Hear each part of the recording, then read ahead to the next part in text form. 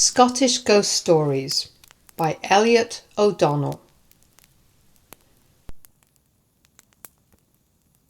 Case 4. Jane of George Street, Edinburgh. The news that, for several years at any rate, George Street, Edinburgh, was haunted, wrote a correspondent of mine some short time ago, might cause no little surprise to many of its inhabitants, and my friend proceeded to relate his experience of the haunting, which I will reproduce as nearly as possible in his own words.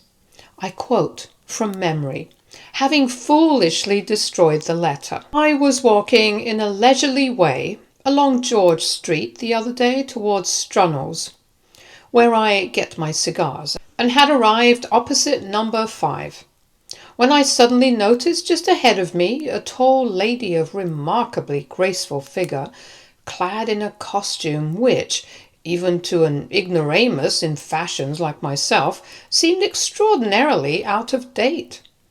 In my untechnical language, it consisted of a dark blue coat and skirt, trimmed with black braid. The coat had a very high collar, turned over to show a facing of blue velvet. Its sleeves were very full at the shoulders, and a band of blue velvet drew it tightly in at the waist. Moreover, unlike every other lady I saw, she wore a small hat, which I subsequently learned was a toque, with one white and one blue plume placed moderately high at the side. The only other conspicuous items of her dress, the effect of which was, on the whole, quiet, were white glacé gloves, over which dangled gold curb bracelets with innumerable pendants, shoes, which were of patent leather with silver buckles and rather high Louis heels, and fine blue silk open-work stockings. So much for her dress. Now for herself. She was a strikingly fair woman with very pale yellow hair and a startlingly white complexion, and this latter peculiarity so impressed me that I hastened my steps, determining to get a full view of her. Passing her with rapid strides, I looked back, and as I did so, a cold chill ran through me. What I looked at was the face of death. I slowed down and allowed her to take the lead. I now observed that, startling as she was, no one else seemed to notice her. One or two people, obviously though, probably unconsciously, possessing the germs of psychism, shivered when they passed her. But, as they neither slackened their pace nor turned to steal a second look, I concluded they had not seen her. Without glancing either to the right or left, she moved steadily on past Moulton's the confectioner's, past Perrin's the hatter's. Once I thought she was coming to a halt, and that she intended crossing the road. But no, on, till we came to D Street. There we were preparing to cross over, when an elderly gentleman walked deliberately into her. I half expected to hear him apologize, but naturally nothing of the sort happened. She was only too obviously a phantom, and in accordance with the nature of a phantom, she passed right through him. A few yards farther on, she came to an abrupt pause, and then, with a slight inclination of her head, as if meaning me to follow, she glided into a chemist's shop. She was certainly not more than 6 feet ahead of me when she passed through the door, and I was even nearer than that to her when she suddenly disappeared as she stood before the counter. I asked the chemist if he could tell me anything about the lady who had just entered his shop, but he merely turned away and laughed. "Lady?" he said. "What are you talking about? You're a bit out of your reckoning. This isn't the 1st of April. Come. What do you want?" I bought a bottle of former mints, and reluctantly and regretfully turned away. That night I dreamed I again saw the ghost. I followed her up George Street just as I had done in reality, but when she came to the chemist's shop she turned swiftly round. "I'm Jane," she said in a hollow voice. "Jane, only Jane." And with that name ringing in my ears, I awoke. Some days elapsed before I was in George Street again. The weather had in the meanwhile undergone one of those sudden and violent changes so characteristic of the Scottish climate. The lock gates of heaven had been opened, and the rain was descending in cataracts. The few pedestrians I encountered were enveloped in mackintoshes and carried huge umbrellas, through which the rain was soaking and pouring off from every point. Everything was wet. Everywhere was mud. The water, splashing upwards, saturated the tops of my boots and converted my trousers into sodden sacks. Some weather isn't fit for dogs, but this weather wasn't good enough for tadpoles. Even fish would have kicked at it and kept in their holes. Imagine, then, the anomaly. Amidst all this aqueous inferno, this slippery, sloppery, filth-bespattering in inferno, a spotlessly clean apparition in blue, without either waterproof or umbrella. I refer to Jane. She suddenly appeared as I was passing the Ladies' Tea Association rooms. Walking in front of me, she looked just the same as when I last saw her, spick and span and dry. I repeat the word dry, for that is what attracted my attention most.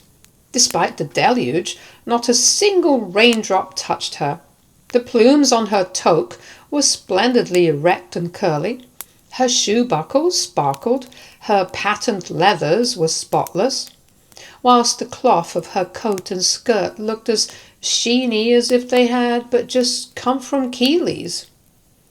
Anxious to get another look at her face, I quickened my pace and, darting past her, gazed straight into her countenance. The result was a severe shock. The terror of what I saw, the ghastly horror of her dead white face, sent me reeling across the pavement. I let her pass me, and, impelled by a sickly fascination, followed in her wake. Outside a jeweller's stood a hansom, quite a curiosity in these days of motors, and as Jane glided past, the horse shield. I have never seen an animal so terrified. We went on, and at the next crossing halted. A policeman had his hand up, checking traffic. His glance fell on Jane. The effect was electrical. His eyes bulged, his cheeks whitened, his chest heaved, his hand dropped, and he would undoubtedly have fallen had not a good Samaritan, in the guise of a non-physical public-house loafer, held him up. Jane was now close to the chemist's, and it was with a sigh of relief that I saw her glide in and disappear. Had there been any doubt at all, after my first encounter with Jane, as to her being superphysical, there was certainly none now. The policeman's paroxysm of fear and the horse's fit of shying were facts. What had produced them, I alone knew, and I knew for certain it was Jane. Both man and animal saw what I saw.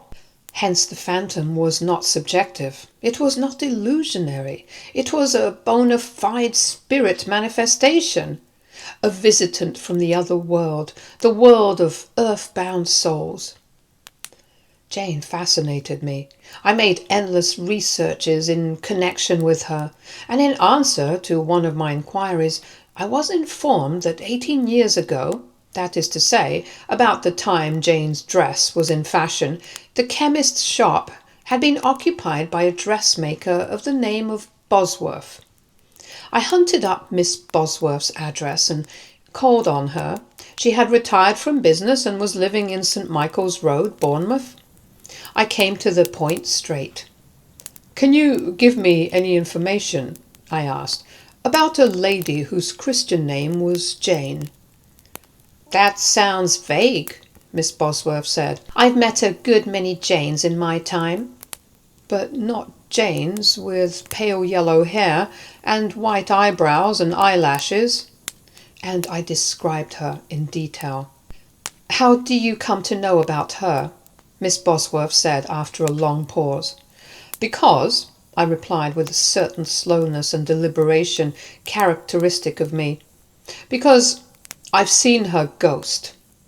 Of course, I knew Miss Bosworth was no skeptic. The moment my eyes rested on her, I saw she was psychic, and that the superphysical was often at her elbow. Accordingly, I was not in the least surprised at her look of horror. "What?" she exclaimed. "Is she still there? I thought she would surely be at rest now." "Who was she?" I inquired.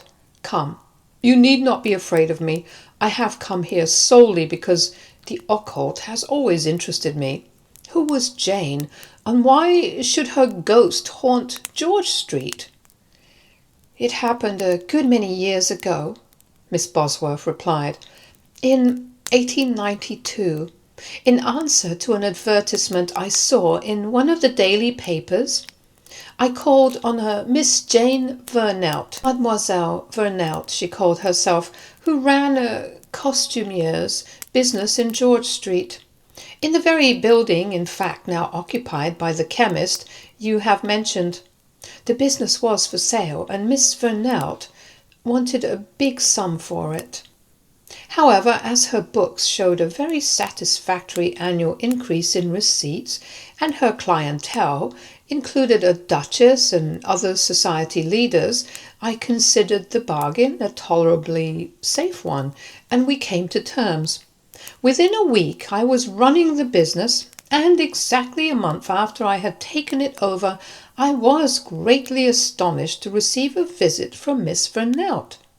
She came into the shop, quite beside herself with agitation. "It's all a mistake," she screamed. "I didn't want to sell it.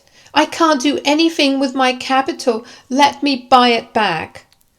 I listened to her politely and then informed her that, as I had gone to all the trouble of taking over the business and had already succeeded in extending it, I most certainly had no intention of selling it, at least not for some time.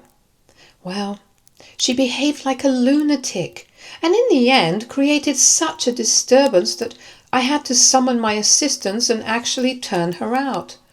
After that I had no peace for 6 weeks. She came every day at any and all times, and I was at last obliged to take legal proceedings. I then discovered that her mind was really unhinged, and that she had been suffering from softening of the brain for many months. Her medical advisers had, it appeared, warned her to give up business and place herself in the hands of trustworthy friends or relations who would see that her money was properly invested. But she had delayed doing so, and when, at last, she did make up her mind to retire, the excitement resulting from so great a change in her mode of living accelerated the disease, and exactly 3 weeks after the sale of her business, she became a victim to the delusion that she was ruined. This delusion grew more and more pronounced as her malady increased, and amidst her wildest ravings she clamoured to be taken back to George Street. The hauntings indeed began before she died, and I frequently saw her, when I knew her material body to be under restraint, just as you describe, gliding in and out the showrooms. For several weeks after her death, the manifestations continued. They then ceased, and I have never heard of her again until now. If I remember rightly, the account of the George Street ghost here terminated, but my friend referred to it again at the close of his letter. "Since my return to Scotland," he wrote, "I have frequently visited George Street, almost daily, but I have not seen Jane. I only hope that her poor distracted spirit has at last found rest." And with this kindly sentiment, my correspondent concluded. Case 5. The Sallow-Faced Woman of Number 3 Forest Road, Edinburgh. The public, unfortunately, includes a certain set of people of the middle class, very middlish, who are ever on the lookout for some opportunity, however slight and seemingly remote, of bettering themselves socially, and learning that those in a higher strata of society are interested in the supernatural. They think that they may possibly get in touch with them by working up a little local reputation for psychical research. I have often had letters from this type of pusher. Letters from genuine believers in the occult I always welcome, stating that they have been greatly interested in my books. Would I be so very kind as to grant them a brief interview, or permit them to accompany me to a haunted house, or give them certain information with regard to Lady So-and-so, whom they have long wanted to know? Occasionally, I have been so taken in as to give permission to the writer to call on me, and almost always I have bitterly repented. The wily one, no matter how wily, cannot conceal the cloven hoof for long, and he has either tried to thrust himself into the bosom of my family, or has written to my neighbours declaring himself to be my dearest friend, and when, in desperation, I have shown him the cold shoulder, he has attacked me virulently in some rag of a local paper, the proprietor, editor, or office boy of which happens to be one of his own clique. I have even known an instance where this type of person has, through trickery, actually gained access to some notoriously haunted house, and from its owners, the family he has long had his eyes on, from a motive anything but psychic, has ferreted out the secret and private history of the haunting. Then, when he has been found out, and forced to see that his friendship is not wanted, he has, in revenge for the slight, unblushingly revealed the facts that were only entrusted to him in the strictest confidence, and through influence with the lower stratum of the press, caused a most glaring and sensational account of the ghost to be published.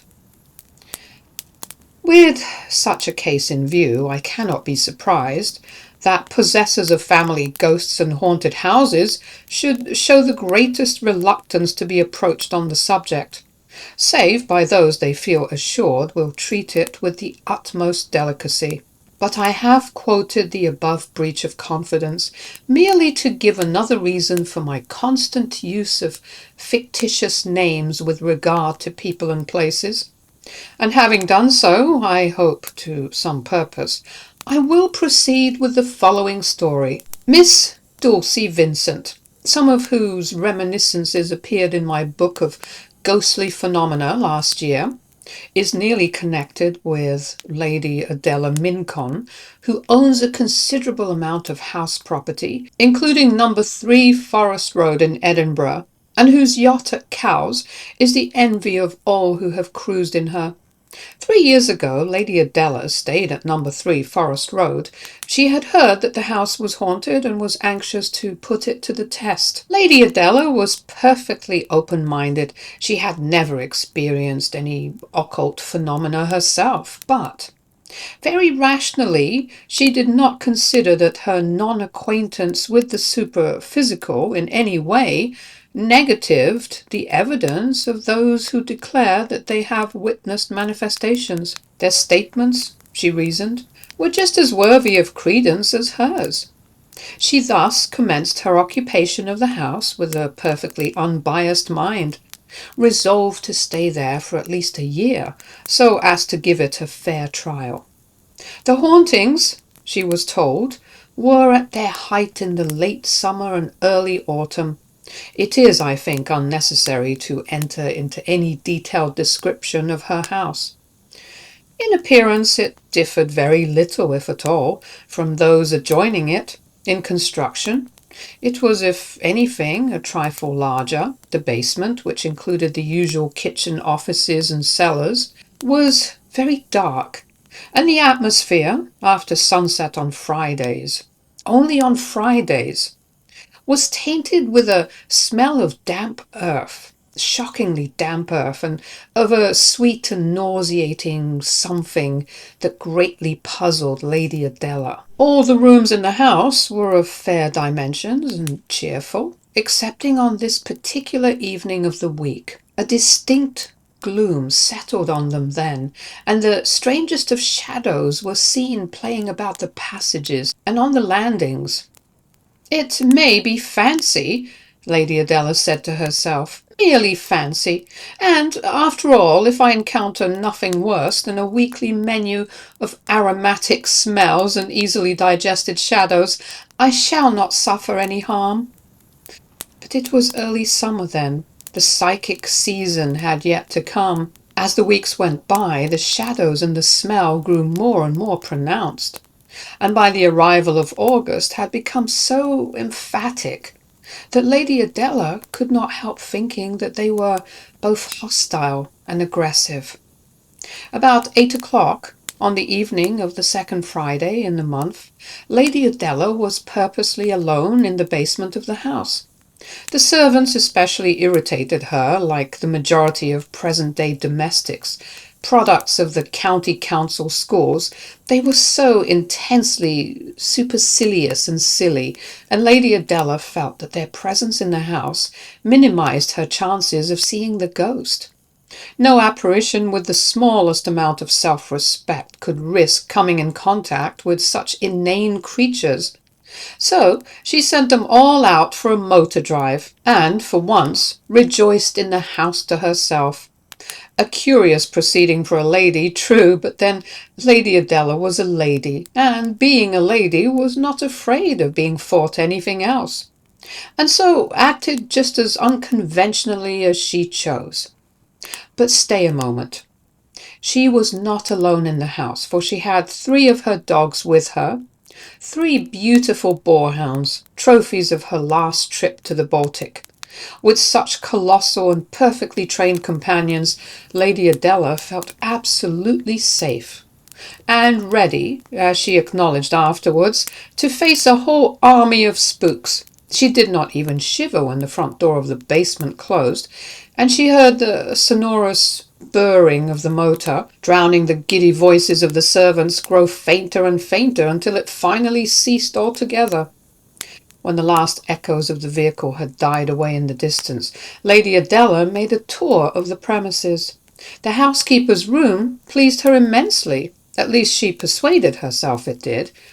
"Why, it is quite as nice as any of the rooms upstairs," she said aloud, as she stood with her face to the failing sunbeams and rested her strong white hand on the edge of the table. "Quite as nice. Carl and Max, come here." But the boarhounds, for once in their lives, did not obey her with a good grace. There was something in the room they did not like, and they showed how strong was their resentment by slinking unwillingly through the doorway. "I wonder why that is," Lady Adela mused. "I have never known them to do it before." Then her eyes wandered round the walls and struggled in vain to reach the remoter angles of the room, which had suddenly grown dark. She tried to assure herself that this was but the natural effect of the departing daylight, and that, had she watched in other houses at this particular time, she would have noticed the same thing. To show how little she minded the gloom, she went up to the darkest corner and prodded the walls with her riding whip. She laughed. There was nothing there, nothing whatsoever to be afraid of, only shadows. With a careless shrug of her shoulders, she strutted into the passage, and, whistling to Carl and Max, who, contrary to their custom, would not keep to heel, made another inspection of the kitchens. At the top of the cellar steps she halted. The darkness had now set in everywhere, and she argued that it would be foolish to venture into such dungeon-like places without a light. She soon found one, and, armed with candle and matches, began her descent. There were several cellars, and they presented such a dismal, dark appearance that she instinctively drew her skirts tightly round her and exchanged the slender riding whip for a poker. She whistled again to her dogs. They did not answer, so she called them both by name angrily, but for some reason, some quite unaccountable reason, she told herself, they would not come. She ransacked her mind to recall some popular operatic air, and although she knew scores, she could not remember one. Indeed, the only air that filtered back to her was one she detested, a vaudeville tune she had heard 3 nights in succession when she was staying with a student friend in the Latin Quarter in Paris. She hummed it loudly, however, and holding the lighted candle high above her head, walked down the steps. At the bottom she stood still and listened.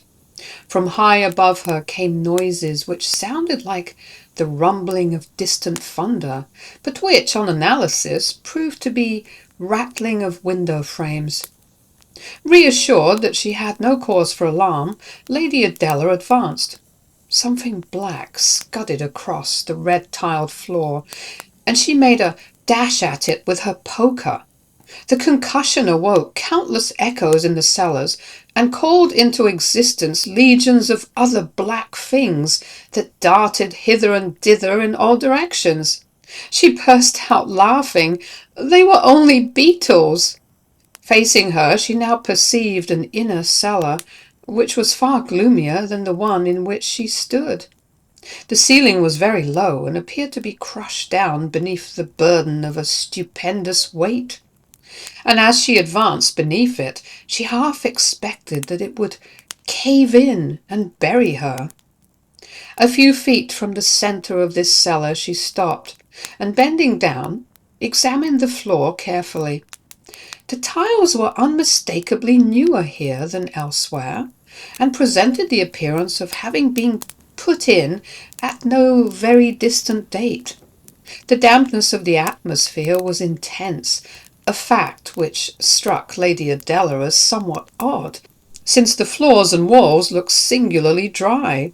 To find out if this were the case, she ran her fingers over the walls, and on removing them, found they showed no signs of moisture. Then she rapped the floor and walls and could discover no indications of hollowness. She sniffed the air, and a great wave of something sweet and sickly half choked her. She drew out her handkerchief and beat the air vigorously with it, but the smell remained, and she could not in any way account for it. She turned to leave the cellar, and the flame of her candle burned blue. Then, for the first time that evening, almost, indeed, for the first time in her life, she felt afraid. So afraid that she made no attempt to diagnose her fear. She understood the dog's feelings now, and caught herself wondering how much they knew. She whistled to them again, not because she thought they would respond. She knew only too well they would not, but because she wanted company, even the company of her own voice, and she had some faint hope, too, that whatever might be with her in the cellar would not so readily disclose itself if she made a noise. The one cellar was past, and she was nearly across the floor of the other when she heard a crash. The candle dropped from her hand, and all the blood in her body rushed to her heart. She could never have imagined it was so terrible to be frightened. She tried to pull herself together and be calm, but she was no longer mistress of her limbs. Her knees knocked together and her hands shook. "It was only the dogs," she feebly told herself. "I will call them." But when she opened her mouth, she found her throat was paralyzed. Not a syllable would come. She knew, too, that she had lied, and that the hounds could not have been responsible for the noise. It was like nothing she had ever heard, nothing she could imagine, and although she struggled hard against the idea, she could not help associating the sound with the cause of the candle burning blue and the sweet, sickly smell. Incapable of moving a step, she was forced to listen in breathless expectancy for a reoccurrence of the crash. Her thoughts became ghastly. The inky sea of darkness that hemmed her in on every side suggested every sort of ghoulish possibility, and with each pulsation of her overstrained heart, her flesh crawled. Another sound, this time not a crash, nothing half so loud or definite, drew her eyes in the direction of the steps. An object was now standing at the top of them, and something lurid, like the faint phosphorescent glow of decay, emanated from all over it.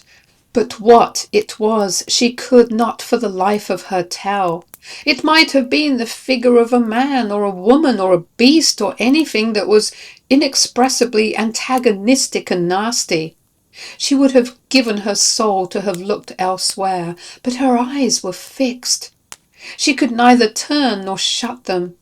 For some seconds the shape remained motionless, and then, with a sly, subtle motion, it lowered its head and came stealing stealthily down the stairs towards her. She followed its approach like one in a hideous dream, her heart ready to burst, her brain on the verge of madness.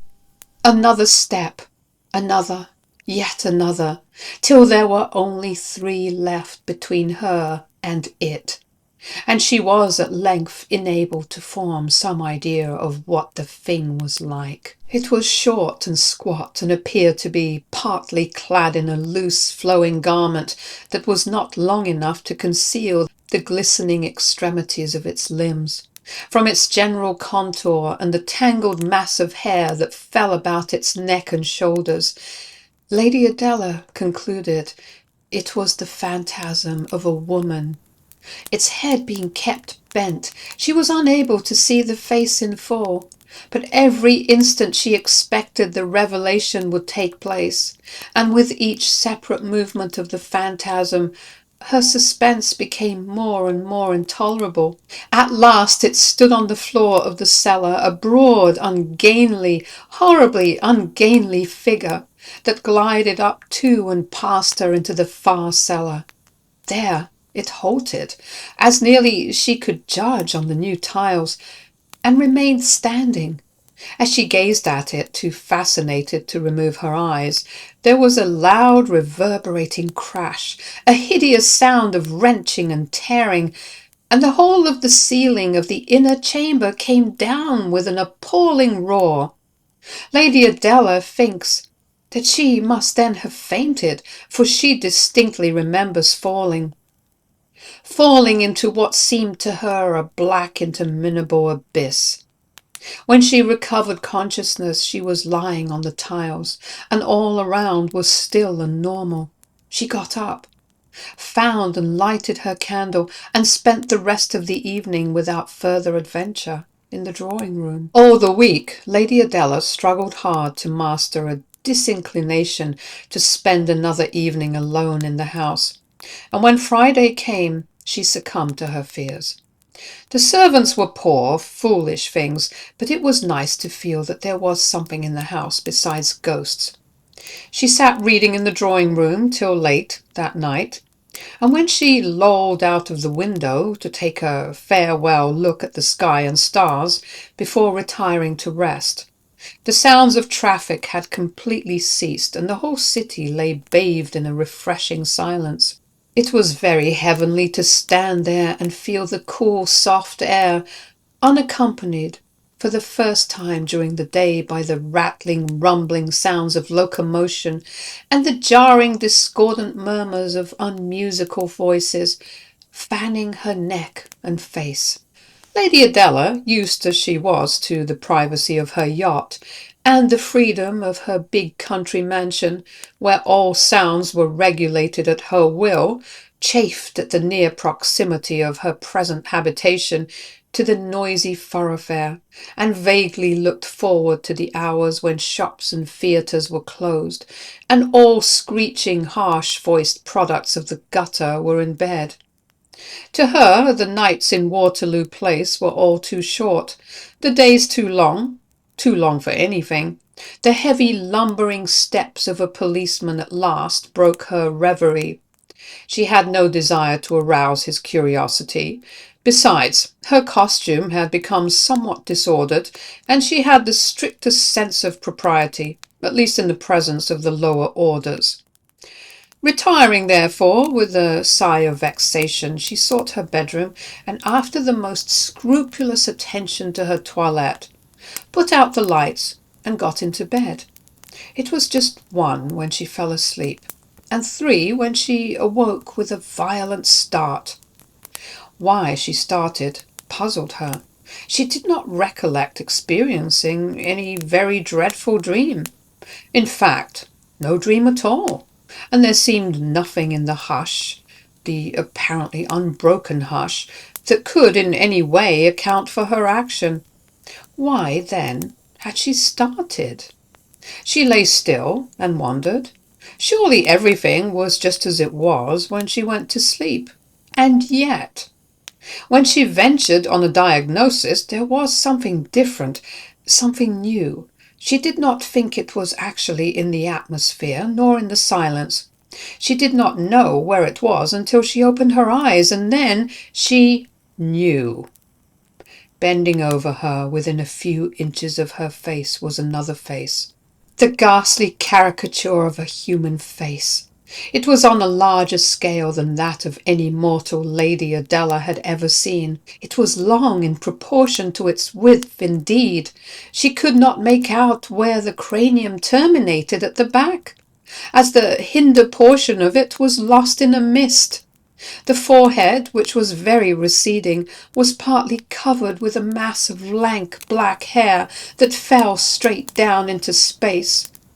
There were no neck nor shoulders, at least none had materialized. The skin was leaden-hued, and the emaciation so extreme that the raw cheekbones had burst through in places. The size of the eye sockets, which appeared monstrous, was emphasized by the fact that the eyes were considerably sunken. The lips were curled downwards and tightly shut, and the whole expression of the withered mouth, as indeed that of the entire face, was one of bestial diabolical malignity. Lady Adela's heart momentarily stopped. Her blood ran cold, and she was petrified. And as she stared helplessly at the dark eyes pressed close to hers, she saw them suddenly suffuse with fiendish glee. The most frightful change then took place. The upper lip writhed away from a few greenish-yellow stumps. The lower jaw fell with a metallic clink, leaving the mouth widely open, and disclosing to Lady Adela's shocked vision a black and bloated tongue. The eyeballs rolled up and entirely disappeared, whilst their places were immediately filled with the foulest and most loathsome indications of advanced decay. A strong vibratory movement suddenly made all the bones in the head rattle and the tongue wag, whilst from the jaws, as if belched up from some deep-down well, came a gust of wind, putrescent with the ravages of the tomb, and yet, at the same time, tainted with the same sweet, sickly odour with which Lady Adela had latterly become so familiar. This was the culminating act. The head then receded, and growing fainter and fainter, gradually disappeared altogether. Lady Adela was now more than satisfied. There was not a house more horribly haunted in Scotland, and nothing on earth would induce her to remain in it another night. However, being anxious, naturally, to discover something that might in some degree account for the apparitions, Lady Adela made endless inquiries concerning the history of former occupants of the house, but failing to find out anything remarkable in this direction, she was eventually obliged to content herself with the following tradition. It was said that on the site of number 3 Forest Road there had once stood a cottage occupied by 2 sisters, both nurses, and that one was suspected of poisoning the other, and that the cottage, moreover, having through their parsimonious habits got into a very bad state of repair, was blown down during a violent storm, the surviving sister perishing in the ruins. Granted that this story is correct, it was in all probability the ghost of this latter sister that appeared to Lady Adela. Her ladyship is, of course, anxious to let number 3 Forest Road, and as only about 1 in 1,000 people seem to possess the faculty of seeing psychic phenomena, she hopes she may one day succeed in getting a permanent tenant. In the meanwhile, she is doing her level best to suppress the rumour that the house is haunted. Case 6. The Phantom Regiment of Killiecrankie. Many are the stories that have, from time to time, been circulated with regard to the haunting of the pass of Killiecrankie by phantom soldiers, but I do not think there is any stranger story than that related to me some years ago by a lady who declared she had actually witnessed the phenomena. Her account of it I shall reproduce as far as possible in her own words. Let me commence by stating that I am not a spiritualist, and that I have the greatest possible aversion to convoking the earthbound souls of the dead. Neither do I lay any claim to mediumistic powers. Indeed, I have always regarded the term medium with the gravest suspicion.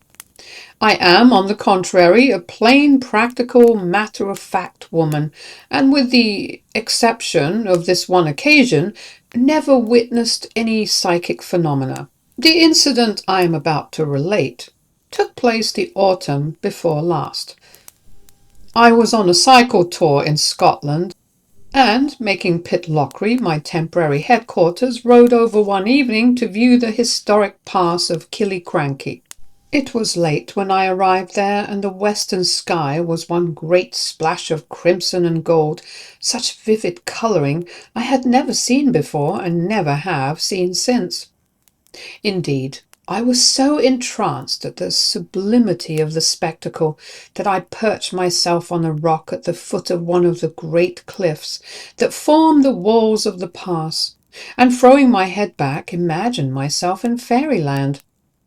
Lost thus in a delicious luxury, I paid no heed to the time, nor did I think of stirring, until the dark shadows of the night fell across my face. I then started up in a panic, and was about to pedal off in hot haste, when a strange notion suddenly seized me. I had a latchkey, plenty of sandwiches, a warm cape. Why should I not camp out there till early morning? I had long yearned to spend a night in the open. Now was my opportunity. The idea was no sooner conceived than put into operation. Selecting the most comfortable-looking boulder I could see, I scrambled onto the top of it, and, with my cloak drawn tightly over my back and shoulders, commenced my vigil. The cold mountain air, sweet with the perfume of gorse and heather, intoxicated me, and I gradually sank into a heavenly torpor, from which I was abruptly aroused by a dull boom that I at once associated with distant musketry. All was then still, still as the grave, and on glancing at the watch I wore, strapped on my wrist, I saw it was 2 o'clock. A species of nervous dread now laid hold of me, and 1,001 vague fancies, all the more distressing because of their vagueness, oppressed and disconcerted me. Moreover, I was impressed for the first time with the extraordinary solitude that seemed to belong to a period far other than the present, and as I glanced around at the solitary pines and gleaming boulders, I more than half expected to see the wild, ferocious face of some robber chief, some fierce yet fascinating hero of Sir Walter Scott's, peering at me from behind them. This feeling at length became so acute that, in a panic of fear, ridiculous, puerile fear, I forcibly withdrew my gaze and concentrated it abstractedly on the ground at my feet. I then listened, and in the rustling of a leaf, the humming of some night insect, the whizzing of a bat, the whispering of the wind as it moaned softly past me, I fancied, nay, I felt sure, I detected something that was not ordinary. I blew my nose, and had barely ceased marvelling at the loudness of its reverberations before the piercing ghoulish shriek of an owl sent the blood in torrents to my heart. I then laughed, and my blood froze as I heard a chorus of what I tried to persuade myself could only be echoes proceed from every crag and rock in the valley. For some seconds after this I sat still, hardly daring to breathe, and pretending to be extremely angry with myself for being such a fool. With a stupendous effort, I turned my attention to the most material of things, one of the skirt buttons on my hip. They were much in vogue then. Being loose, I endeavoured to occupy myself in tightening it, and when I could no longer derive any employment from that, I set to work on my shoes, and tied knots in the laces merely to enjoy the task of untying them. But this, too, ceasing at last to attract me, I was desperately racking my mind for some other device, when there came again the queer booming noise I had heard before, but which I could now no longer doubt was the report of firearms. I looked in the direction of the sound, and my heart almost stopped. Racing towards me, as if not merely for his life, but his soul, came the figure of a Highlander. The wind, rustling through his long dishevelled hair, blew it completely over his forehead, narrowly missing his eyes, which were fixed ahead of him in a ghastly, agonized stare. He had not a vestige of colour, and in the powerful glow of the moonbeams his skin shone livid. He ran with huge bounds, and, what added to my terror and made me double aware he was nothing mortal, was that each time his feet struck the hard, smooth road, upon which I could well see there was no sign of a stone, there came the sound, the unmistakable sound of the scattering of gravel. On he came with cyclonic swiftness, his bare sweating elbows pressed into his panting sides, his great dirty coarse hairy fists screwed up in bony bunches in front of him, the foam flakes thick on his clenched grinning lips, the blood drops oozing down his sweating thighs. It was all real, infernally, hideously real, even to the most minute details. The flying up and down of his gilt, sporran, and swordless scabbard, the bursting of the seam of his coat near the shoulder, and the absence of one of his clumsy shoe buckles. I tried hard to shut my eyes, but was compelled to keep them open and follow his every movement as, darting past me, he left the roadway, and leaping several of the smaller obstacles that barred his way, finally disappeared behind some of the bigger boulders. I then heard the loud rat-tat of drums accompanied by the shrill voices of fifes and flutes, and, at the farther end of the pass, their arms glittering brightly in the silvery moonbeams, appeared a regiment of scarlet-clad soldiers. At the head rode a mounted officer, after him came the band, and then, four abreast, a long line of warriors, in their centre 2 ensigns, and on their flanks officers and non-commissioned officers with swords and pikes, more mounted men bringing up the rear. At the head rode a mounted officer, after him came the band, and then 4 abreast, a long line of warriors, in their centre 2 ensigns, and on their flanks officers and non-commissioned officers with swords and pikes, more mounted men bringing up the rear. On they came, the fifes and flutes ringing out with a weird clearness in the hushed mountain air, I could hear the ground vibrate, the gravel crunch and scatter as they steadily and mechanically advanced. Tall men, enormously tall men, with set, white faces and livid eyes. Every instant I expected they would see me, and I became sick with terror at the thought of meeting all those pale, flashing eyes. But from this I was happily saved.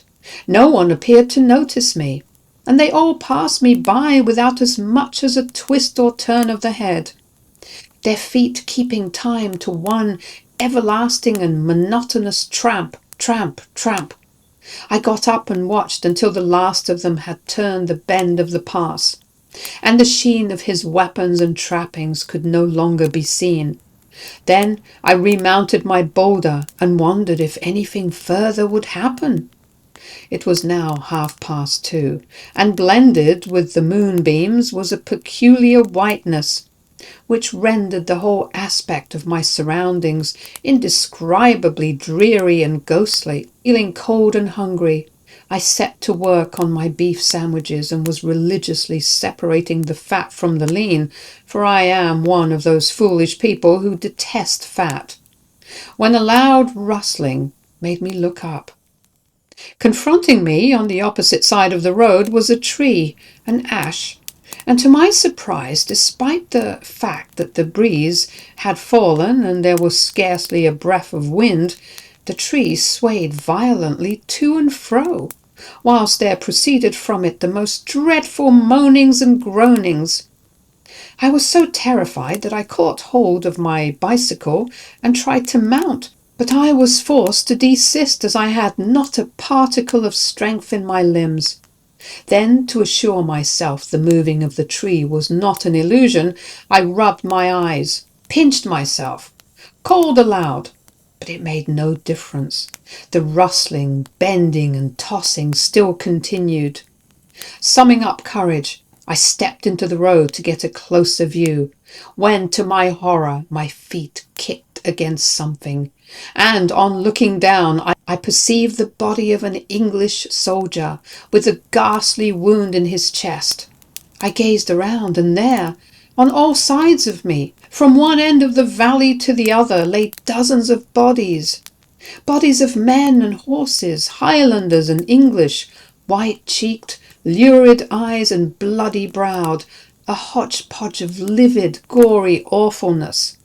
Here was the writhing, wriggling figure of an officer, with half his face shot away, and there, but I cannot dwell on such horrors, the very memory of which makes me feel sick and faint.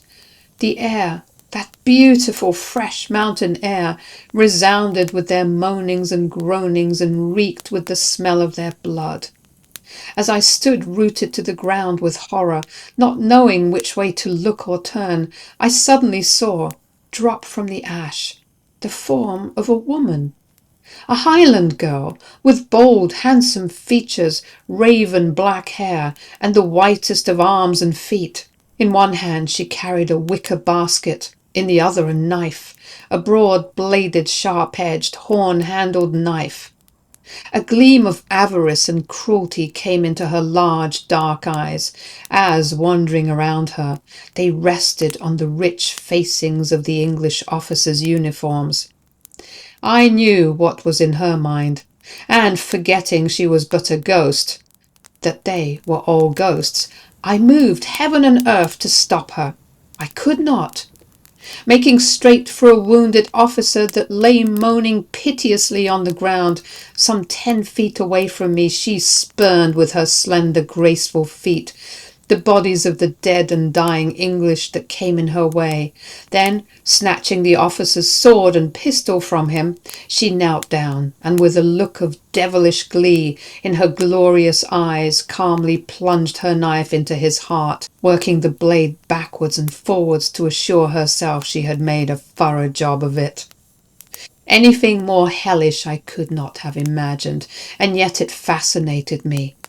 The girl was so fair, so wickedly fair and shapely. Her act of cruelty over, she spoiled her victim of his rings, epaulettes, buttons, and gold lacing, and, having placed them in her basket, proceeded elsewhere.